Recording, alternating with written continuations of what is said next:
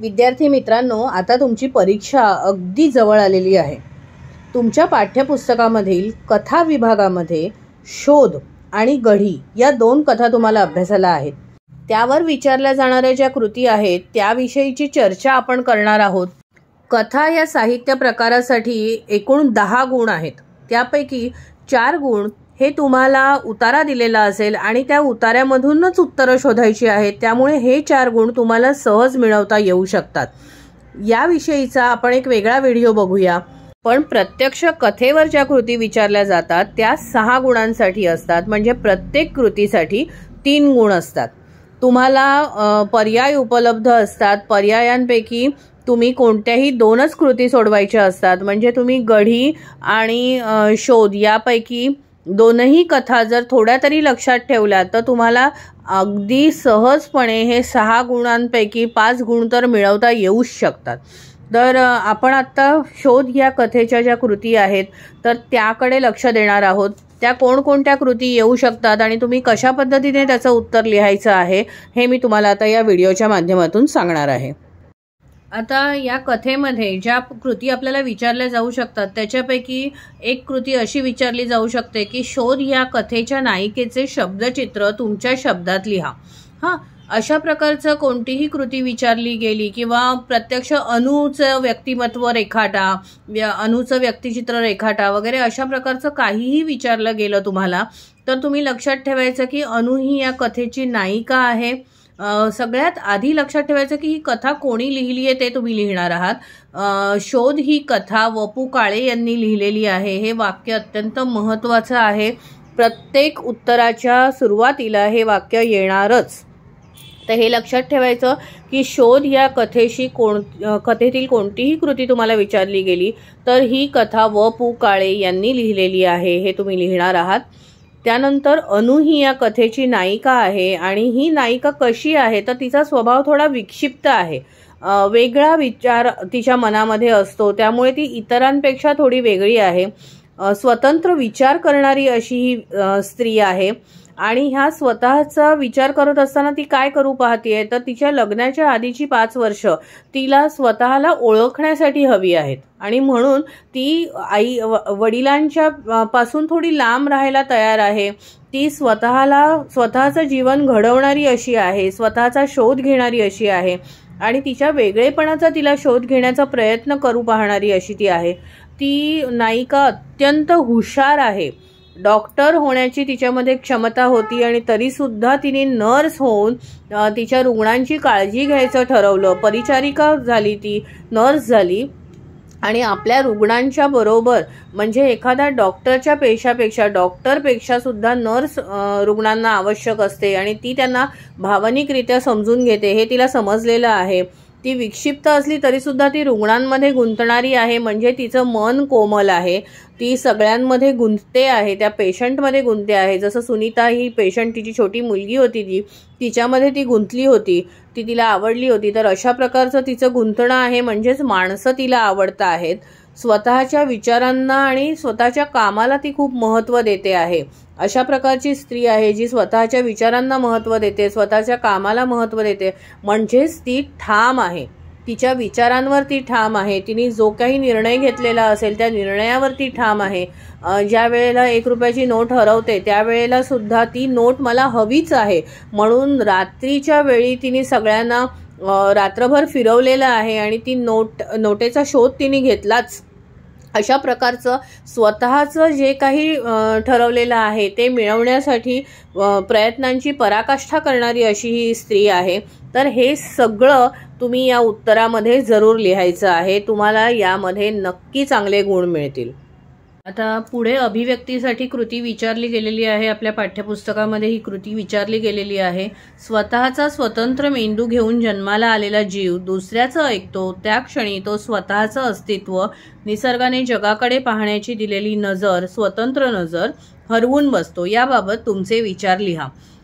सगळ्यात पहिलं मी तुम्हाला काय सांगितलं तर हे जे वाक्य आहे हे कुठल्या कथेतलं आहे किंवा आपल्या कुठल्या पाठातलं आहे हे तुम्हाला लिहायचं आहे। तर शोध या कथेतलं हे वाक्य आहे आणि शोध ही कथा वपू काळे यांनी लिहिलेली आहे, हे तुम्ही आधी लिहिणार। त्यानंतर या वाक्याचं आपल्याला स्पष्टीकरण द्यायचं आहे आपल्या उत्तरामध्ये. तर आपण काय म्हणणार की स्वतःचा स्वतंत्र मेंदू जन्माला घेऊन जन्माला आलेला जीव, म्हणजे आपण सगळे जन्माला येताना आपला स्वतःचा असा एक वेगळा मेंदू घेऊन जन्माला येतो. पण असं होतं की काही वेळेला आपल्या घरातील काही गोष्टी किंवा परंपरा, आपल्या रूढी आणि आपल्याला ज्यांच्याविषयी खूप आदर वाटतो अशा काहीतरी गोष्टी किंवा आपले मित्रमैत्रिणी, आपले शेजारी, या सगळ्या, आपली शाळा, आपलं महाविद्यालय, आपलं आजूबाजूचं वातावरण, या सगळ्याचा आपल्यावर इतका परिणाम होत राहतो की आपण जरी जन्माला येताना आपला स्वतंत्र मेंदू आणलेला असला तरी सुद्धा आपण प्रत्यक्ष विचार करणं, स्वतःच्या मेंदूने विचार करणं हे आपण सोडून देतो किंवा आपण त्याकडे दुर्लक्ष करतो आणि दुसऱ्यांनी जसं केलं तसंच मी करेन किंवा दुसऱ्यांनी जो काही निर्णय घेतला तसंच मी करू का, अशा प्रकारे एक सोपा मार्ग निवडतो. खरं बघायला गेलं तर दुसऱ्यांनी चाललेल्या वाटेवर जर आपण चाललो तर ते सोपंच असतं, कारण आपल्याला फार काही शोधायची गरज लागत नाही. त्यांनी जे केलं ते मी करायला जातोय किंवा तिने जे केलं ते मी करू पाहतीये, एवढं करायचं ठरवलं की आपण त्यांच्या मागे जातो. पण प्रत्यक्षामध्ये जे कोणी व्यक्ती अशी असेल की जी स्वतःच्या मेंदूने विचार करते, त्या व्यक्तीला लढा द्यावा लागतो, त्या व्यक्तीला संघर्ष करावा लागतो आणि ती व्यक्ती स्वतःचं अस्तित्व निर्माण करते. आपल्याकडे जे मोठमोठे पुढारी होऊन गेले, जे मोठ्या मोठ्या व्यक्ती होऊन गेल्या, त्यांनी समाजाच्या ज्या ठरवलेल्या पायवाटा होत्या त्या व्यतिरिक्त वेगळं जगायचा प्रयत्न केला, स्वतःचा मेंदू वापरला आणि त्यामुळे ते कोणत्याही गुलामगिरीत अडकले नाही, ते स्वतंत्र झाले. तर नेहमी लक्षात ठेवायचं की जी व्यक्ती आपल्या मेंदूने विचार करते ती नेहमी यशस्वी होते. दुसऱ्याचं ऐकतो त्या क्षणी तो स्वतःचं अस्तित्व आणि निसर्गाने जगाकडे पाहण्याची दिलेली स्वतंत्र नजर हरवून बसतो, असं लेखक इथे म्हणता आहेत. म्हणजे काय, तर ज्या वेळेला आपण दुसऱ्याच्या डोक्याने विचार करतो, दुसऱ्याचं ऐकून आपलं जीवन घडवण्याचा प्रयत्न करतो, त्यावेळेला आपले स्वतःचे विचार तिथे राहतच नाही आणि आपण गुलाम बनतो दुसऱ्याचे.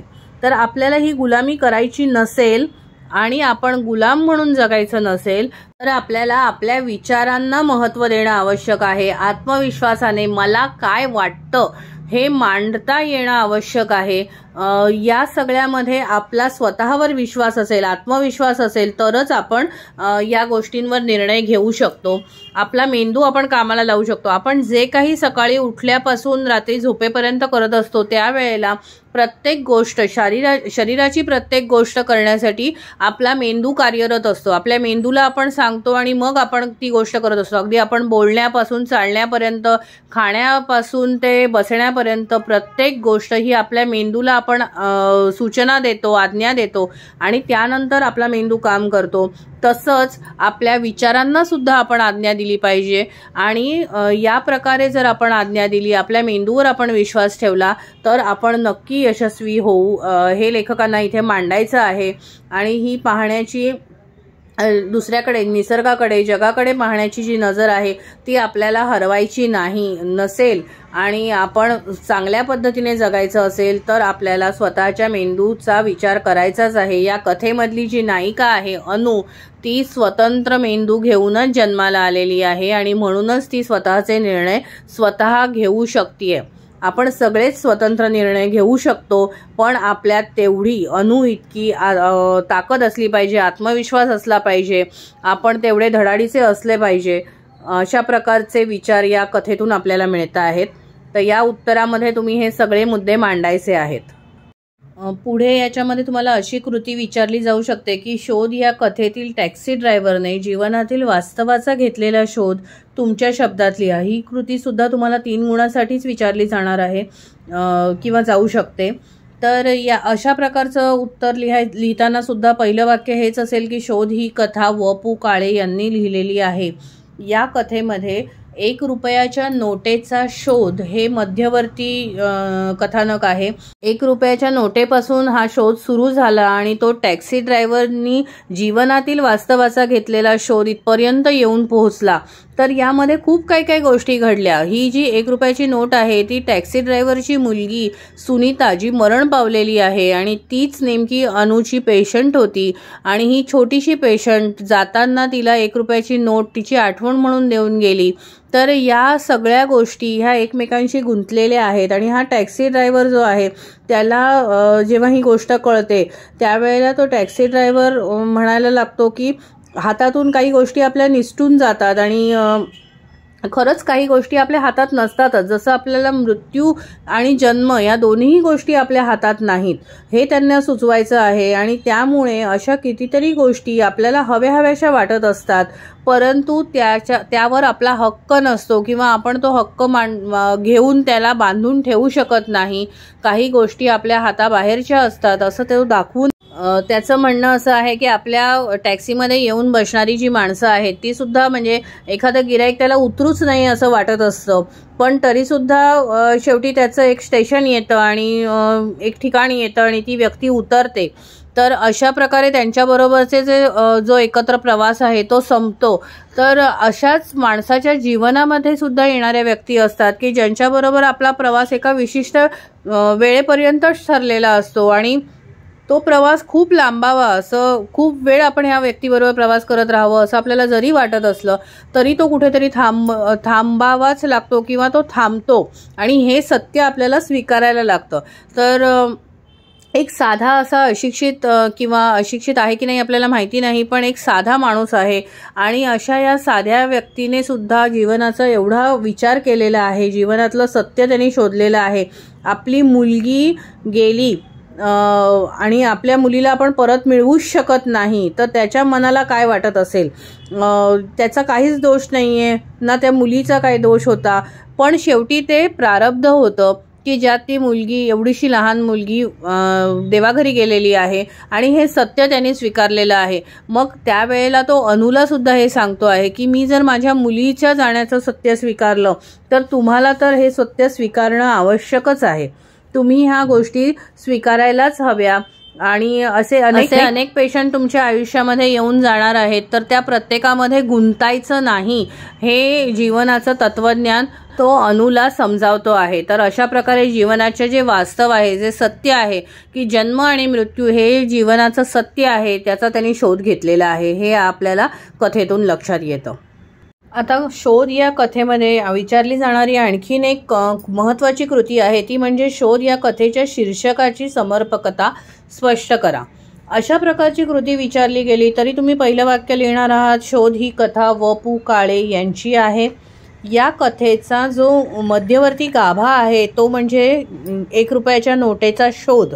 या कथेची जी नायिका आहे अनु तर तिला तिची एक छोटीशी रुग्ण सुनीता हिने ₹1 नोट तिची आठवण म्हणून दिली होती जी नोट घरामध्ये तिने ठेवलेली होती आणि काही कारणांमुळे निवेदकाने ती नोट वापरली.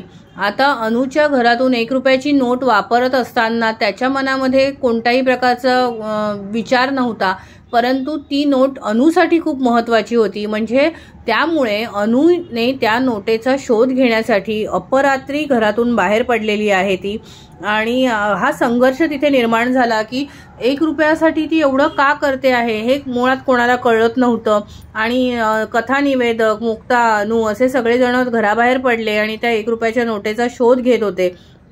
त्यामुळे ही कथा जी आहे ती शोधाभोवती फिरते आहे. आता याच कथेमध्ये पुन्हा टॅक्सी ड्रायव्हरने त्याच्या एकूण आपल्या जीवनाचा शोध म्हणजे शेवटचा जो भाग आहे तो ती नोट मिळते आणि टॅक्सी ड्रायव्हर बरोबर बोलत असताना त्या नोटेविषयी जे काही अनु मांडते तेव्हा असं लक्षात येतं की ती जी सुनीता नावाची छोटी मुलगी होती जी गेलेली आहे देवाघरी गेलेली आहे ती मुलगीच टॅक्सी ड्रायव्हरची मुलगी होती. आणि यावेळेला आपण कोणत्याही गोष्टीमध्ये गुंतायचं नाही हे टॅक्सी ड्रायव्हरने अगदी जीवनाचं तत्वज्ञान मांडलेलं आहे. जीवनाच्या वास्तवाचा शोध त्यांनी घेतलेला आहे. वास्तव सत्य काय आहे तर मृत्यू. जन्म आणि मृत्यू हे खरं जीवनाचं सत्य आहे हे या टॅक्सी ड्रायव्हरने मांडलेलं आहे। त्यामुळे या सत्याचा शोध त्यांनी घेतलेला आहे, म्हणजे पुन्हा एकदा शोध आहे इथे।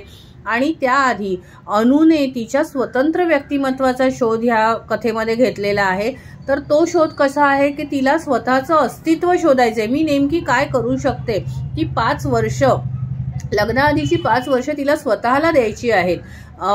एक डॉक्टर होण्याची क्षमता असताना सुद्धा तिने जर नर्स होण्याचं ठरवलं आहे, तर आपण योग्य निर्णय घेतो आहेत का, आपण योग्य व्यक्ती आहोत का, आपण योग्य पद्धतीने विचार करतोय का, हे सगळं तिला स्वतःचं निवडायचं आहे। म्हणून एक स्वतःच्या व्यक्तिमत्वाचा सुद्धा तिने यामध्ये शोध घेतलेला आहे। तर अशा वेगवेगळ्या प्रकारचे शोध या कथेमध्ये आपल्याला दिसतात आणि म्हणूनच शोध या कथेचं शीर्षक हे अतिशय समर्पक आहे, हे तुम्हाला मांडायचं आहे।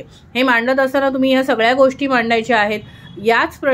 याच कृतीबरोबर तुम्हाला जर असं विचारलं गेलं की कोणते वेगवेगळे शोध या कथेमध्ये विचारले गेले आहेत किंवा लावले गेले आहेत किंवा त्याबद्दल काही प्रश्न विचारला, कृती विचारली, तर तुम्ही लक्षात ठेवायचं की शोध या कथेच्या शीर्षकाची समर्पकता किंवा अशा प्रकारचे कोणतेही कृती, त्यासाठी उत्तर हेच असणार आहे।